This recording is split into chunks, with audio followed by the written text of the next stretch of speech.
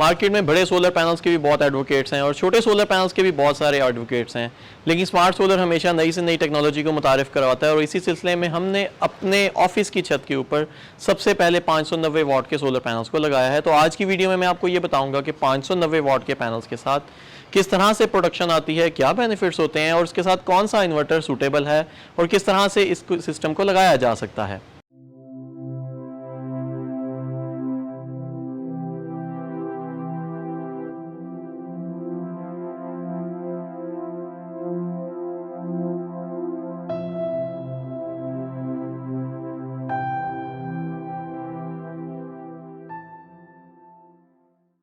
बिस्मिल्लाहिर्रहमानिर्रहीम। मेरा नाम है वकास कलीक और स्मार्ट सोलर की आज की वीडियो स्मार्ट सोलर के बारे में ही है।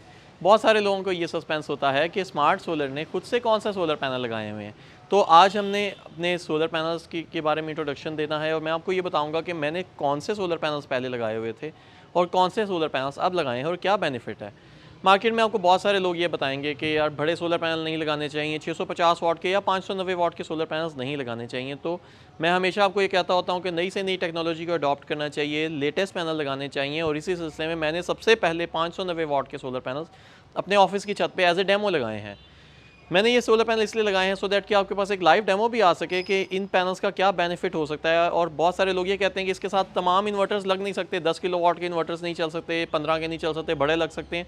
तो मैंने आपको वो आज ये भी दिखाऊंगा कि कौन सा इन्वर्टर इन सोलर पैनल्स के साथ लग सकता है। नॉक्स कंपनी का इन्वर्टर एक ऐसा इन्वर्टर है जो कि 10 किलोवाट के पैनल्स के अगर आप लगा रहे हैं तो उसके साथ भी ये लग सकते हैं। अगर आप 15 किलोवाट का सिस्टम लगा रहे हैं तो भी लग सकता है। तो 10 या 15 किलोवाट में इस वक्त मार्केट में नॉक्स के अलावा कोई ऐसा इन्वर्टर नहीं है जो इतने बड़े सोलर पैनल्स को सपोर्ट करता है। लेकिन ग्रिड टाइड में हमने इस वक्त अपने ऑफिस में नॉक्स का इन्वर्टर लगाया है, उसके साथ 590 वाट का पैनल लगाया है सो दैट कि ये दोनों चीज़ें कंपैटिबल हैं, मार्केट में इजीली अवेलेबल भी हैं और इनकी आउटपुट भी बेहतरीन आ रही है। इस वक्त जो मेरे पास सोलर सिस्टम आपको नज़र आ रहा है वो इस वक्त ये एक अपलिफ्ट स्ट्रक्चर है, क्योंकि हमारा ये तकरीबन 10 मरले की छत है, 35 फुट बाय 65 फीट इस छत की डायमेंशंस हैं। और इन डायमेंशंस के ऊपर एग्जिस्टिंग एक अपलिफ्ट स्ट्रक्चर लगा हुआ था। ज़्यादा पैनल नहीं लग सकते थे तो हमने एक एग्जिस्टिंग अपलिफ्ट स्ट्रक्चर लगाया हुआ था जिसमें 325 वाट के कुछ पैनल थे और कुछ 435 वाट के पैनल थे।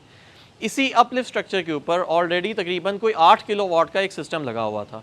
अब क्योंकि हमारी कंजम्पशन बढ़ गई थी, हमने ज़्यादा कंजम्पशन बढ़ रही थी, हमने ज़्यादा एयर कंडीशनर इस्तेमाल किए और बिजली का बिल भी बढ़ना शुरू हो गया, तो 8 किलो वाट का सिस्टम हमारे लिए नाकाफ़ी था। मैंने इसी सिस्टम को, इन्हीं सोलर पैनल्स को उखाड़ा और उसकी जगह पे 590 वाट के उसी स्ट्रक्चर के ऊपर 590 वाट के पैनल्स लगाए। थोड़ी बहुत स्लाइट मॉडिफिकेशन ज़रूर की हैं, लेकिन ओवरऑल स्पेस ऑक्यूपेंसी तकरीबन 590 वाट की सेम टू सेम ही थी। लेकिन जब 8.5 किलो वाट के सोलर पैनल्स उतारे तो उसकी जगह जो नए सोलर पैनल्स 590 वाट के लगाए तो उसी जगह पे तकरीबन 16,800 वाट के सोलर पैनल्स उसी सेम स्पेस के ऊपर पूरे आ गए। अब ये पूरे सिस्टम को, मेरे पूरे ऑफिस को चलाने के लिए 16,800 वाट के पैनल्स काफ़ी हैं। और अपलिफ्ट स्ट्रक्चर के ज़रिए ये पैनल्स मैंने लगाए हैं। 590 वाट का एक पैनल है और टोटल 28 सोलर पैनल लगाए हैं। अप्रॉक्सीमेटली 15 किलोवाट प्लस ये जो है इंस्टॉल्ड कैपेसिटी है। जिस जगह पे पहले 8 किलोवाट के पैनल थे उसी जगह पे अब तकरीबन डबल पैनल्स आ चुके हैं। तो ये सबसे बेहतर और सबसे बेस्ट और सबसे पहला एडवांटेज तो ये है। इसके अलावा कुछ पैनल्स जिसमें मेरे पास ऑलरेडी पॉली क्रिस्टलाइन पैनल्स थे। पॉली क्रिस्टलाइन क्योंकि हायर टेम्परेचर में तो अच्छा काम करते हैं लेकिन लो सनलाइट में अच्छा परफॉर्म नहीं करते। आज इस वक्त जो जिससे मैं वीडियो रिकॉर्ड कर रहा हूँ काफ़ी क्लाउडी मौसम है, बहुत अच्छा प्रॉपर सनलाइट नहीं है। लेकिन प्रॉपर सनलाइट ना होने के बावजूद मैं अपने मोबाइल की स्क्रीन के ऊपर अगर इस इन्वर्टर की आउटपुट को देखता हूँ और इस सोलर पैनल्स की आउटपुट को देखता हूँ तो इस वक्त तकरीबन इसने एक दिन में तकरीबन हमें अच्छी आउटपुट दी है। इसमें मैंने इन्वर्टर के ऊपर अप्रॉक्सीमेटली 10 किलोवाट के सोलर पैनल्स लगाए हैं और इसके साथ ये जो ग्रिड टाइड इन्वर्टर है इसके साथ 10 किलोवाट के सोलर पैनल लगाए हैं। और मेरे पास एक हाइब्रिड सिस्टम है सो दैट कि ड्यूरिंग द लोड शेडिंग मेरा हाइब्रिड सिस्टम काम करता रहे। इस वक्त जो मेरे पास जो आउटपुट आ रही है, जो ऑन ग्रिड इन्वर्टर के साथ जो आउटपुट आ रही है वो तकरीबन 11,800 वाट के सोलर पैनल्स के साथ आ रही है, क्योंकि 11,800 वाट के सोलर पैनल मैंने नॉक्स कंपनी के 10 किलोवाट के इस इन्वर्टर के साथ लगा दिए हैं। और बाकी के जो तकरीबन 5 किलोवाट के सोलर पैनल्स हैं वो मैंने अपने पास एक एक्स्ट्रा हाइब्रिड इन्वर्टर है जो कि टेस्ला कंपनी का इन्वर्टर है, डुअल आउटपुट वाला इन्वर्टर है, उसके साथ अटैच कर दिए हैं। मकसद ये है कि hybrid inverter during the load shedding काम करता रहेगा, साथ में नेट मीटरिंग भी करेगा और साथ में जो ऑन ग्रिड इन्वर्टर है वो भरपूर तरीके से नेट मीटरिंग करेगा, एक्स्ट्रा यूनिट्स को वापडा को देता रहेगा।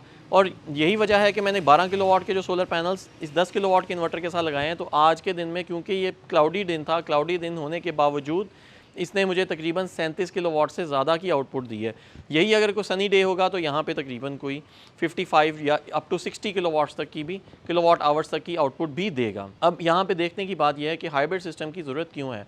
हाइब्रिड सिस्टम की ज़रूरत इसलिए होती है कि यहाँ पे बहुत हमारा क्योंकि ऑफिस है, यहाँ पे कंप्यूटर्स हैं, प्रिंटर्स हैं, बहुत सारी ऐसी चीज़ें जो कि ड्यूरिंग द लोड शेडिंग हमें चलानी पड़ती हैं। तो यूपीएस की जगह हमने एक हाइब्रिड सिस्टम लगाया और साथ में ये एक्सपोर्ट भी करता है। टोटल ये 16,800 वाट का जो सिस्टम है हर महीने तकरीबन कोई 2100 से 2200 यूनिट्स जनरेट करता है। जो बिजली हम लोग खुद इस्तेमाल कर लेते हैं वो हमारे पास आ जाएगी और बाकी की बिजली रिवर्स हो जाएगी।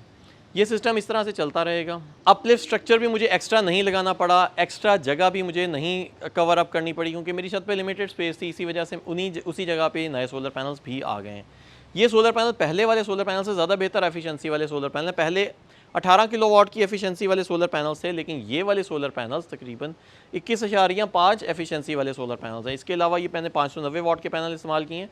सेम इसी जगह पे 650 या 655 वाट के सोलर पैनल्स भी इस्तेमाल किए जा सकते हैं। ये solar panel Canadian solar company के पैनल्स हैं, 12 साल वारंटी के साथ आते हैं और नॉक्स कंपनी का जो इन्वर्टर है वो 5 साल वारंटी के साथ आता है, 5 साल रिप्लेसमेंट वारंटी के साथ आता है। इन्वर्टर के ऊपर स्क्रीन नहीं है। स्क्रीन ना होने का मकसद ये है कि आजकल जितने भी नए इन्वर्टर्स आ रहे हैं, जैसे हुआवे आ गया, उसने भी स्क्रीन बंद कर दिया क्योंकि स्क्रीन की एक लाइफ है, उसकी एक एक्सपायरी है। 4, 5, 6 साल के बाद स्क्रीन ख़राब हो जाती है। तमाम तर डिस्प्लेस, तमाम तर डेटास मोबाइल के ऊपर ही आ जाते हैं। वाईफाई के ज़रिए ओवर द मोबाइल आप दुनिया में किसी भी जगह पे मौजूद हों, एंड्रॉयड या एप्पल फ़ोन के ऊपर आपको तमाम तर डेटास मिलते रहेंगे और इन डेटास के अंदर आपकी production, past production, current production, ये तमाम चीज़ें मिलती रहती हैं और पता चलती रहती हैं कि कैसे क्या चीज़ चल रही है। इसके अलावा ज़ीरो एक्सपोर्ट डिवाइस में एडिशनल फ़ीचर ये भी है कि अगर नॉक्स कंपनी की ज़ीरो एक्सपोर्ट डिवाइस आप इस्तेमाल करते हैं तो उससे रात के टाइम जो आपकी कंजम्पशन होती है, रात के टाइम जो आपने बिजली ली है वो भी पता चल जाती है। वापडा से कितनी बिजली ली है और आपने कितनी एक्सपोर्ट की है, ये डेटा अलग अलग से पता चलता है। नॉर्मली इन्वर्टर के अंदर या इन्वर्टर्स की ज़ीरो एक्सपोर्ट लगाने के बाद आपको वापडा से ली हुई एनर्जी नहीं पता चलती, हमेशा एक्सपोर्टेड यूनिट्स ही पता चलते हैं। लेकिन इस इन्वर्टर में एक्स्ट्रा फीचर ये है कि एक्सपोर्ट और इंपोर्ट दोनों अलग अलग डेटाज आते रहते हैं और ज़ीरो एक्सपोर्ट बेहतरीन तरीके से काम करती है।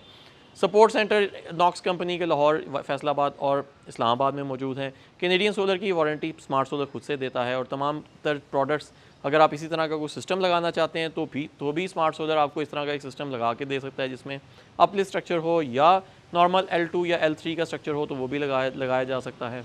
इस इन्वर्टर की ख़ास बात यह है कि इस इन्वर्टर के अंदर 2 स्ट्रिंग्स हैं। एक चार्ज कंट्रोलर इसका 26 एम्पेयर का है और दूसरा 13 एम्पेयर का है। जो 26 एम्पेयर का चार्ज कंट्रोलर है वो एक ही चार्ज कंट्रोलर अप्रॉक्सीमेटली 10 से 12 किलोवाट के सोलर पैनल्स को उठा सकता है। नॉर्मली 10 किलोवाट में जितने भी चार्ज कंट्रोलर्स आते हैं, जितने भी इन्वर्टर्स आते हैं, उसका एक चार्ज कंट्रोलर 5 किलोवाट या मैक्सिमम 7 से 8 किलोवाट का होता है, उससे ज़्यादा पावर नहीं ले सकता।